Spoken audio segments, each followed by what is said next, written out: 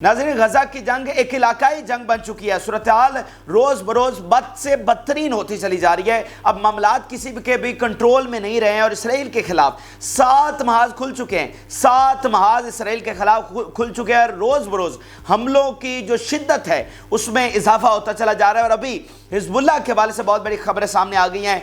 Lebanon border पर कशीदगी इंतहा को पहुंची हुई है। हिजबुल्लाह ने बहुत भारी मिसाइलों के साथ हमला किया है और नेवी हेडक्वार्टर को निशाना बनाया गया है। तो लेबनान बॉर्डर पर सूरत हाल क्या है, इसराइल किस तरह से हिजबुल्लाह को टैकल नहीं कर पा रहा और मामलात वहां पर कितने बिगाड़ की तरफ जा चुके हैं, वहां पर एक भयानक जंग किस तरह से जारी है और इसराइल क्लूलेस है, उसे कुछ पता नहीं कि हिजबुल्लाह को टैकल किस तरह से किया जाए। और अमेरिका बार बार इनकार कर रहा है इसराइल को हिजबुल्लाह के खिलाफ लड़ने से। तो वहां की जो हम तफसीलात है वो भी आपके साथ शेयर करेंगे।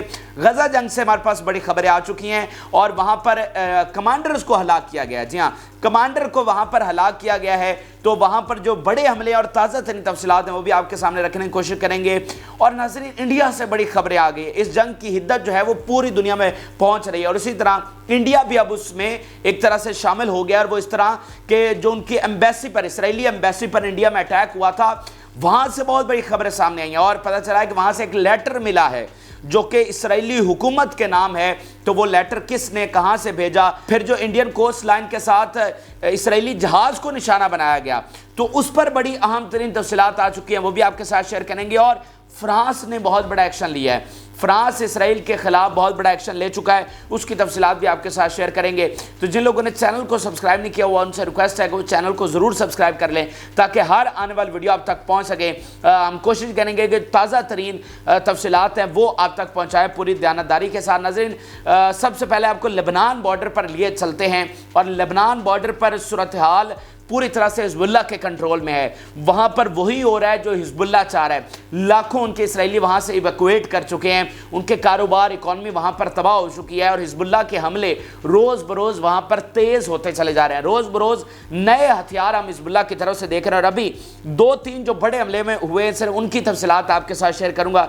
नज़रीन, पहला जो बड़ा हमला हुआ है वो उनके नेवल हेडक्वार्टर पर हुआ है। ये नेवल हेडक्वार्टर नकूरा जो कि साहिल समंदर के साथ इलाका है, यहाँ पर किया गया है और 18 मिसाइलों के साथ, नाज़रीन 18 मिसाइलों के साथ इस हेडक्वार्टर को निशाना बनाया गया, जिसमें से 8 मिसाइल इंटरसेप्ट कर लिए गए। इंटरसेप्ट से मुराद उनको हवा में तबाह कर लिया गया, लेकिन जो 10 मिसाइल हैं वो आगे जाकर टकराए एंड देन वहाँ पर मेजर डिस्ट्रक्शन हुई है। तो अभी अगर आप इसराइली मीडिया उठाकर देखें तो वहाँ पर आपको ये इसी हमले की सबसे ज़्यादा जो है वो शोर मिलेगा, क्योंकि ये बहुत गैर मामूली हमला है। और फिर आप देखें कि इसराइली मीडिया पर पूरी सेंसरशिप है, वो वहां पर कोई जो हमला हो रहा है उसको रिपोर्ट नहीं कर सकता है सिवाय उसके कि जिसकी मिलिट्री उनको इजाज़त देती है, क्योंकि वहां पर इसराइल का नुकसान इतना हो रहा है। रोज़ाना वहां पर हेलीकॉप्टर्स देखे जा रहे हैं जो कि ज़ख्मी और हलाक फौजियों को वहां से इवैक्यूएट करके हॉस्पिटल ट्रांसफ़र कर रहे हैं। तो नुकसान इतना ज़्यादा हो रहा है कि इसराइल नहीं चाहता कि जहाँ गजा में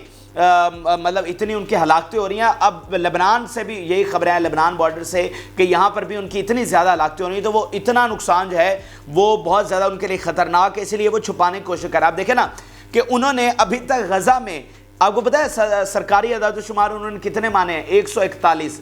ये जब से जंग चली है 141 उन्होंने टोटल माने हैं। और मगरबी मीडिया जो उनका हिमायती मीडिया है वो भी बता चुका है कि ये तादाद किस तरह से हज़ारों में है, ठीक है, लेकिन वो खुद कितने कह रहे हैं? 141 या 45 के करीब है, ठीक है ना। तो इतना गैप है, ये इसलिए इनको झूठी और प्रोपेगेंडानिस्ट आर्मी कहा जाता है कि ये अपना नुकसान छुपाते हैं और अगलों का ज़्यादा बताते हैं। और एक एक्सपर्ट ने कहा है कि इसको 10 से मल्टीप्लाई किया करें। अगर ये अपना जितना नुकसान बताते हैं उसको 10 से मल्टीप्लाई करेंगे तो फिर वो एग्जैक्ट नंबर्स आपके पास आएंगे। खैर, तो लेबनान बॉर्डर से भी इनके लिए सूरत हाल बहुत ज़्यादा ख़राब है।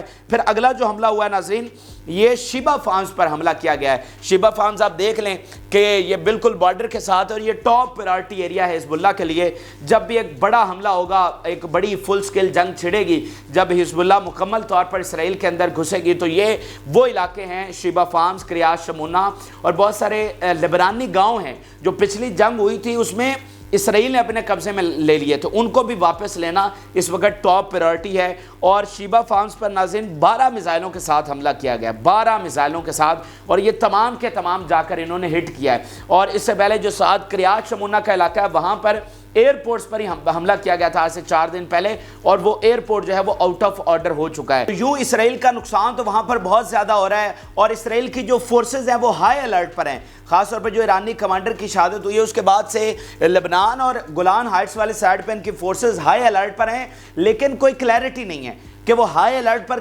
مطلب کر کیا رہی ہیں جب ان پر اتنے حملے ہو رہے ہیں۔ یہی ان کا میڈیا اور پبلک سوال اٹھا رہی ہے کہ ان کے پاس کلیئرٹی نہیں ہے، یہ کلو لیس ہے۔ آپ دیکھیں نا کہ امریکہ ان کو بار بار وارن کر رہا ہے، بار بار کہہ رہا ہے کہ حزب اللہ کے ساتھ جنگ نہیں کرنی۔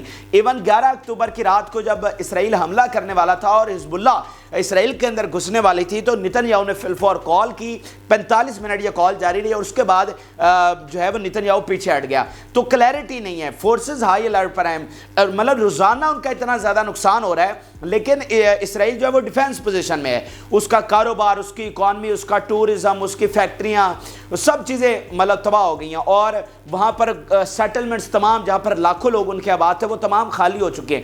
ایک سیٹلمنٹ جو ہے وہ 70-80% جو وہ تباہ کر دی گئی ہے۔ جیسے کل میں نے آپ کے ساتھ ایک خبر شیئر کی تھی کہ صرف ایک سیٹلمنٹ میں 155 میں سے 90 گھر جو ہیں وہ تباہ ہو چکے ہیں، اور ہر سیٹلمنٹ کا یہی حال ہے۔ اتنا زیادہ نقصان ناظرین ہو رہا ہے، ٹھیک ہے، لیکن اسرائیل کو نہیں پتا کہ وہ اس کو ٹیکل کس طرح سے کرے، وہ کیا کرے، حزب اللہ کا کیا کرے۔ نہ وہ حملہ کر سکتا ہے، اور نہ وہ اب جس طرح پیچھے بیٹھا ہوا ہے تو اس کا تو نقصان ہو رہا ہے۔ اب جیسے خود اس کے ڈیفنس منسٹر نے کہا کہ ہمارے خلاف 7 محاذ کھل چکے ہیں، 7 محاذ یہ ڈیفنس منسٹر کہہ رہا ہے کہ ہمارے خلاف کھل چکے ہیں، تو وہ کون کون سے محاذ پر جا کر لڑے؟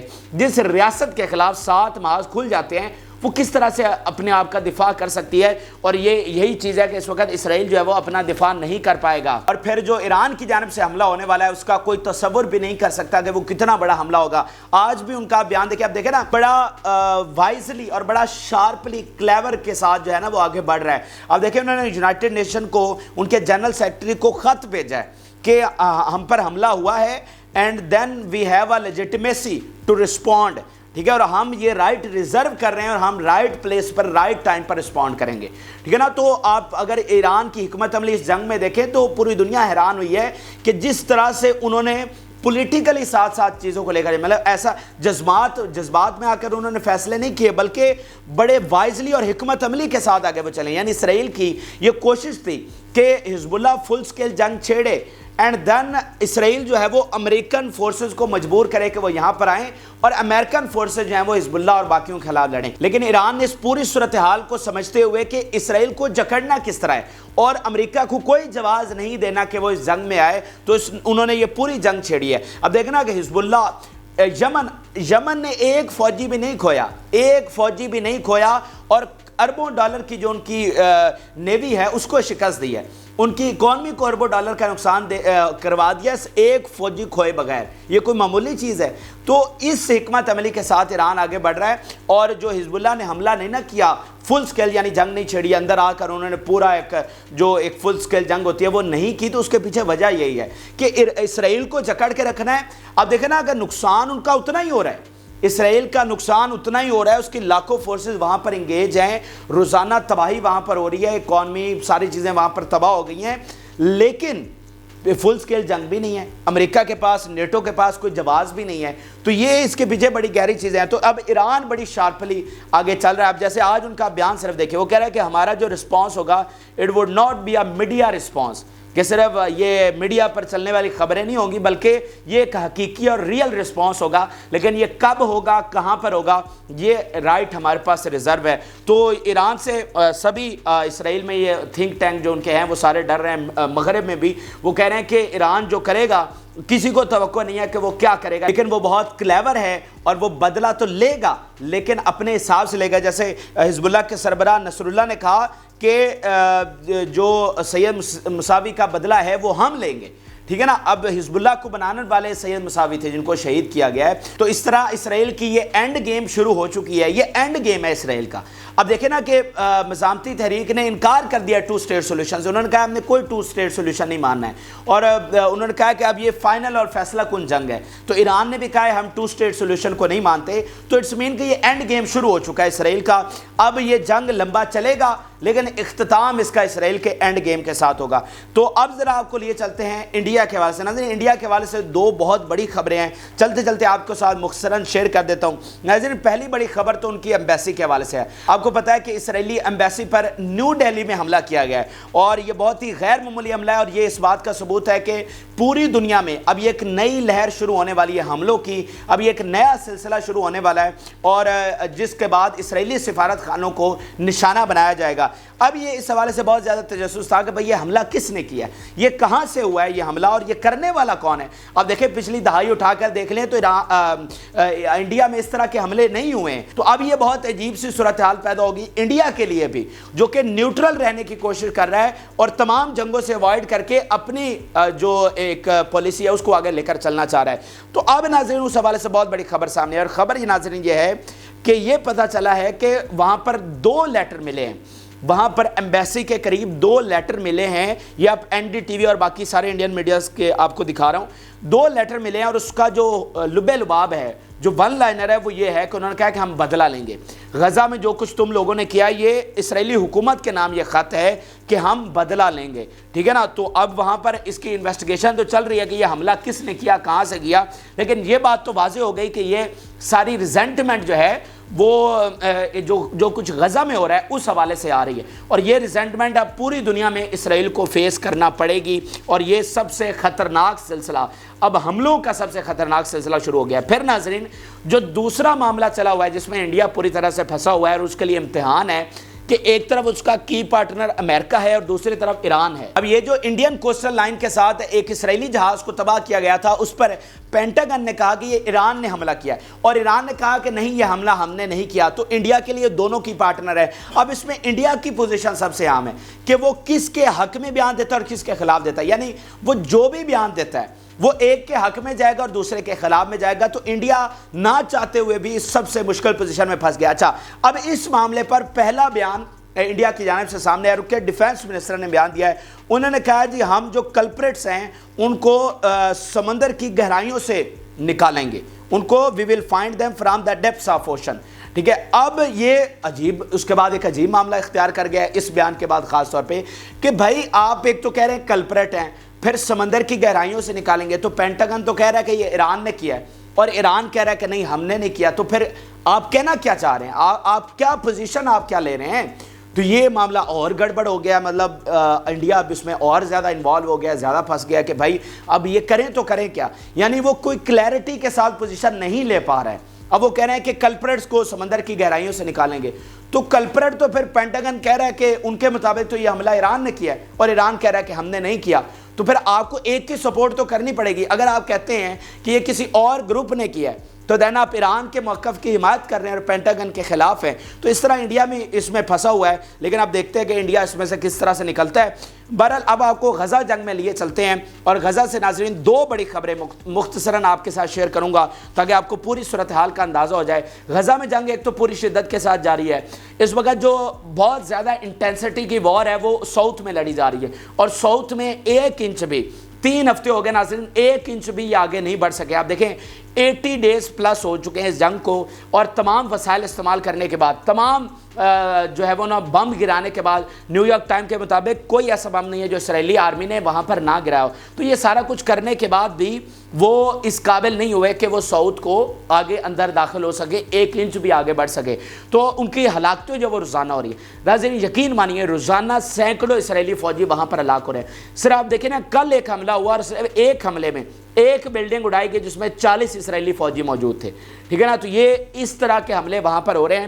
ابھی ناظرین ایک کمانڈر کی خبر وہاں سے سامنے آئی ہے۔ Dead Israeli officer held the rank of major, a company commander in 931st battalion of the Nihal Brigade and the other had the rank of reserve captain in the same battalion۔ تو ایک جناب commander ہے اور دوسرا captain ہے جو کہ یہاں پر ہلاک ہوا ہے، اور اس کو خود اسرائیلی میڈیا تسلیم کر رہا ہے۔ پھر میں آپ کے سامنے ناظرین ایک اور انتہائی امپورٹنٹ بیان رکھنا چاہ رہا ہوں، صرف ایک بیان سے یہ ڈکلیریشن آف ڈیفیٹ ہے، یہ ان کا ناکامی کا اور شکست کا منہ بولتا ثبوت ہے، اور یہ بیانات ان کے اندر سے آپ کے سامنے رکھنے کا مقصد صرف یہ ہوتا ہے کہ آپ کو یہ نہ لگے کہ یار یہ تھرڈ پارٹی نے رپورٹ کیا تو اس میں کوئی شک و شبہ ہو سکتا ہے.